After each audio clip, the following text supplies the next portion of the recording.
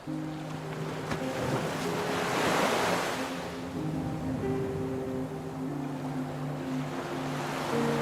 2008, nagkasakit po ako ng ovarian teratoma. Ito po ay yung cancer sa ovary. 13 years old pa lang po ako noon, kaya po natakot po ako nung una. Biglang lumaki po yung tiyan ko, umiyak ako, kala ko mamamatay po ako. Sa pamilya ko po, syempre po nagulat sila dahil po napakabibo at napaka-healthy bata ko po nung time na yun. Hindi po ako yung sakitin na bata. Napakabata ko pa po. Panganay ako, gusto ko pang makatulong sa family ko. Kaya ang naging motivation ko po noon is magpagaling talaga.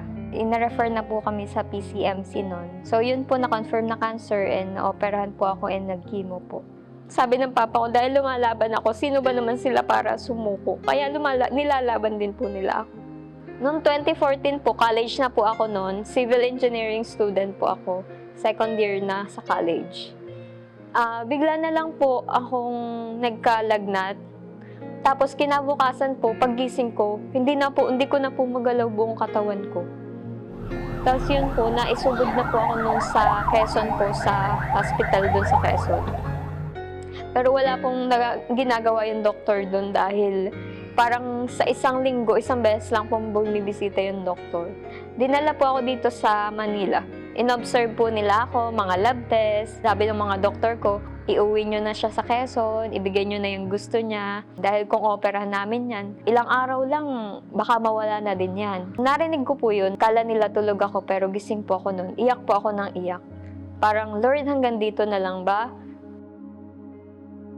Kung bigyan mo man ako ng pagkakataon na lumakas ulit, hindi ko po yun sasayangin. 2014 po, yun po, nung umuwi na kami sa Quezon, araw-araw po, nagpapaaraw ako, naglalakad sa tabing dagat. Parang natural pong lumakas na po ako at nagagawa ko na po yung mga pang-araw-araw na gawain. Naramdaman ko po na may pag-asa pa po ako, may miracle na nangyari po. Sabi ko po noong 2015, nung enrollan na nakikita ko may mga nag-e-enroll na, sabi ko pabalik po ako sa college. Kasi alam ko po sa sarili ko, sa katawan ko, na kaya ko na po ulit mag-aral. Dahil hindi pa naman po ako magaling noon, may bukol pa rin po ako noon sa may liver po. So habang tumatagal po, lumalaki po siya. Na hindi ko po alam kung matatapos ko ba yung college. Pero sabi ko, sana Lord, makatapos pa rin ako ng pag-aaral ko, makapagtrabaho pa rin ako at gusto ko munang makabawi dun sa mga tumulong sa akin, lalo na sa family ko. In-enjoy ko lang po yung buhay ko sa college. Hindi ko iniisip na may sakit po ako. Nag-ano pa nga po ako nun, nag-officer pa po ako sa campus namin. Pero willing po akong gawin yun. Dahil sabi ko nga po, Lord, kung ano man yung kakayahan na ibinibigay niya, ibibigay ko din at papakita ko na kaya ko dahil hindi ko nga po alam kung hanggang kailan yung buhay ko. Ang goal ko po is may maitulong ako sa community. Yung pagsiserve po ba, makita nila na hindi porke may sakit ka, hanggang doon na lang. Nakagraduate po ako nung May 2019. Nag-board exam din po ako nung mismong birthday ko po, September 29, 2019. And passer po. After graduation po, nag-O-taking na po kami. So, licensed professional teacher na po. And nag-apply po agad ako nun sa DepEd. Qualified po yung grades ko. Pero sabi po nung isang nag-interview sa akin, baka mahirapan daw po akong makapasok sa DepEd. Kasi nga po, may sakit daw po ako. And medyo lumalaki nga po yung tiyan ko nun. Baka bulihin pa daw ako ng mga bata. Nalungkot lang po ako na parang nagtapos ako ng 4 years. Nag-board exam ako kahit nahihirapan po ako. Pero dahil po may cancer pala ako, baka hindi pa daw po pala ako makapagtrabaho. Pero sabi ko po, sige, hanap ko ng paraan para maging cancer-free na ako. Para hindi na ma-discriminated, para matanggap na ako sa trabaho.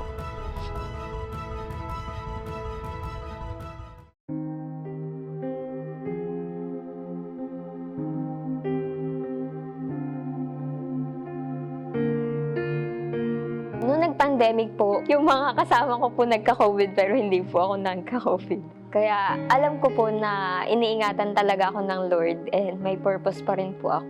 Kala ko parang wala na akong magagawa dahil hindi nga po ako natanggap sa trabaho. Nanood ako ng YouTube.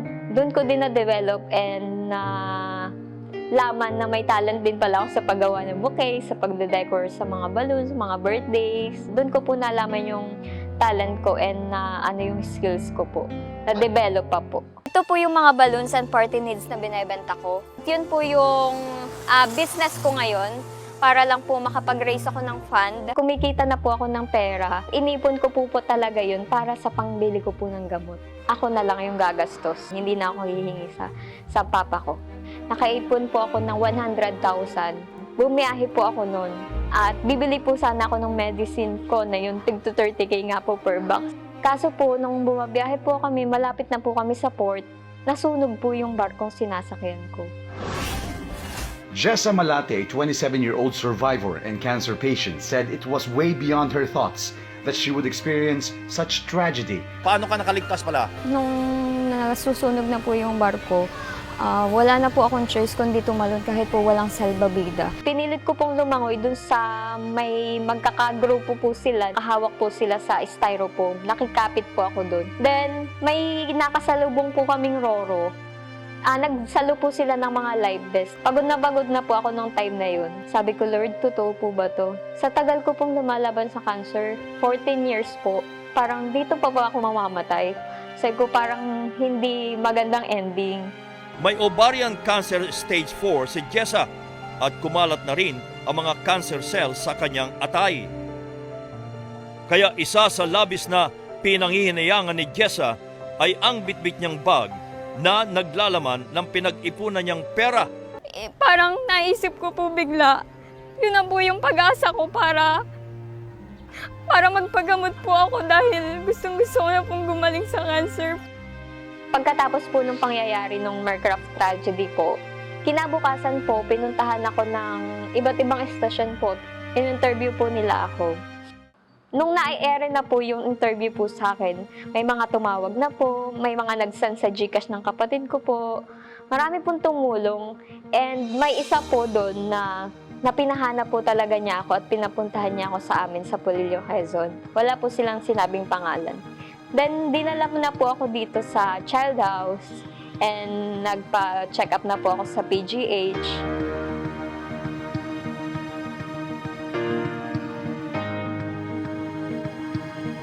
Noong February po, may doctor akong na-meet, yung consultant po nila.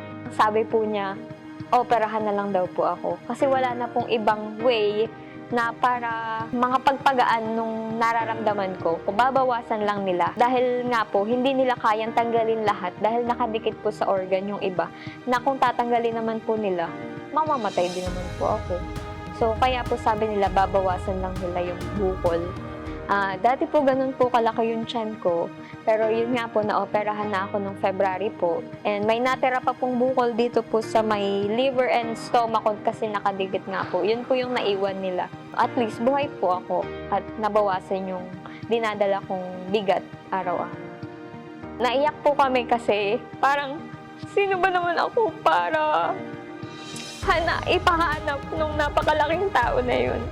Pero siya, hanggang ngayon, 1 taon na siyang tumutulong sa pagpapagamot ko. And masaya siya na nakita daw niya akong malakas na.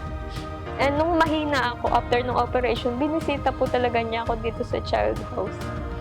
Si Mr. Hans. Lagi pong makulay yung buhay ko kasi po marami akong na-inspire at mas lumawak pa po yung audience, yung nakakarinig ng kwento ko.